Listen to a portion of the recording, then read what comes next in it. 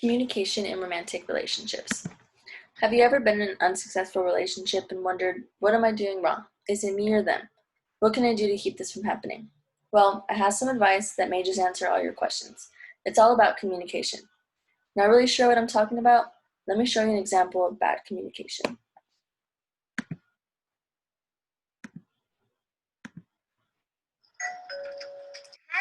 Oh my god, hi. So, me and Dan have arranged to go to Ginny and Phil's for dinner, right? Right. And then, all of a sudden, he's like... You know what, Liz? I'm not in the mood anymore. So I say, what could you possibly mean, darling? And he says... I've just changed my mind, okay? Wow. Exactly. So I say, well, I think I should still go. They are expecting us after all. And guess what he says? Whatever. Go then. I couldn't believe it. I can't believe it. That's just not on, is it? Is he like that at the office? I bet he is.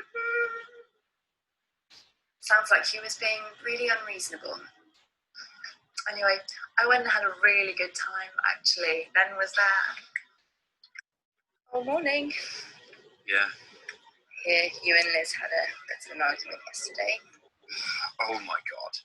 So we arranged to go to Phil and Ginny's for dinner, right? Right. And I've been feeling ill all day. So I just say to her, I'm really sorry, babe. I just don't think I'm going to be able to go this evening. Do you understand, right? And then, out of nowhere, she says, What? What do you mean? Of course you are. They're expecting us.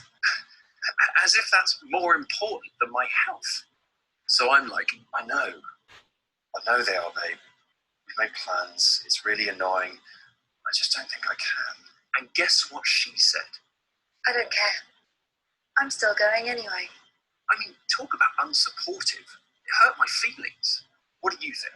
That's just not on, is it? I mean, it sounds like she was being really unreasonable. Anyway, I just ended up staying in and watching the entire box set of Buffy the Vampire Slayer. Their problems probably could have been avoided if they would have just communicated the problems to each other instead of through someone else, because then their problems are never going to get worked out if they choose to talk to someone else. If there's miscommunication or both parties are left upset, then they need to come back and reevaluate what went wrong. Without having good communication skills, your relationship just isn't going to work the way you want it to. There are a few key points that should be focused on in communicating with your partner.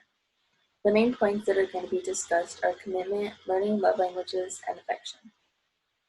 My first point is commitment. Commitment is extremely important in relationships because it really finalizes you as a couple and that you're ready for the long run and all the responsibilities that come along with it.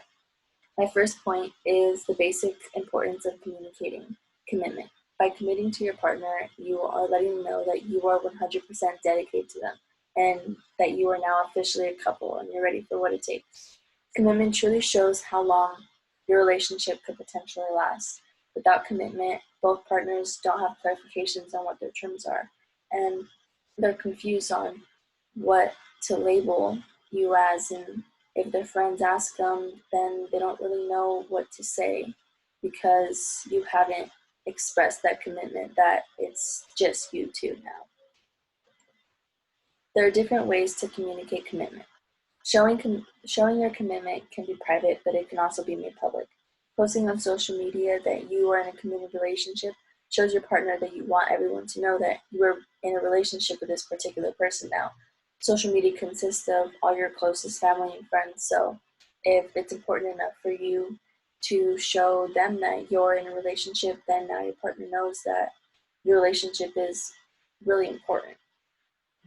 In the article, Mutuality and the Communication of Commitment in Romantic Relationships, he states that they found that people reported communicating commitment through supportiveness, trust and acceptance, verbal and traditional expressions of commitment, and verbal and nonverbal expressions of affection. My second point is affection. There are different ways of communicating affection in romantic relationships. Affection is both verbal and nonverbal. An example of verbal expression would be saying, I love you, or I care about you, or that I need you. It's using words to express your love to your partner. Verbal expression reassures your real feelings towards them and also that it's not just about sexual activity. Nonverbal expression would be holding hands in public or hugging your partner when they're sad. Things like body language and eye contact are extremely important in relationships because it helps to set the tone and mood of your partner, and it makes it easier for you to know how you should approach your partner and what mood you should be in to make a better environment. There is a difference between feeling and expression of affection in relationships. An example of feeling would be having a candlelight dinner, just the two of you, and you're in a deep conversation. This atmosphere leads to more of a focused feeling for that person because you've dedicated a time just for you to grow and to learn about each other. It's the little gestures that show the real love towards someone.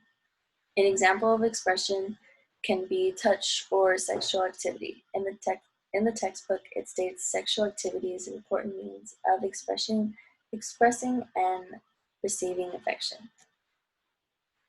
Learning love languages. Learning love languages is the last key point in effective communication, and most people don't really know about them. The first love languages are words of affirmation and quality time. Words of affirmation consist of complimenting and using verbal support towards your partner, like saying thank you for cooking dinner or that the dinner that you made was really good. It's just using words to show your love. Quality time consists of just being present and available to your partner whenever they need you, and that it's just you two and that nothing's gonna distract you from your time. The next three love languages are gifts, acts of service, and physical touch. Gifts are like it's the thought that counts, or the little things that matter, that the materialistic things aren't what's important. Acts of service would be taking out the trash or doing the shopping or doing the laundry. Physical touch doesn't necessarily have to be physical activity, but it can just be holding hands or going through your partner's hair. In conclusion, there are many factors that are associated with efficient communication in romantic relationships, but it is truly up to you and your partner in how you want to go about communicating in your relationship, because in reality, it's really up to you. But these tips do really work. In order to have a successful romantic relationship, there must be efficient communication. There must always be effort from both partners to have a long and loving relationship. I hope you enjoyed my presentation, and I wish you the best of luck.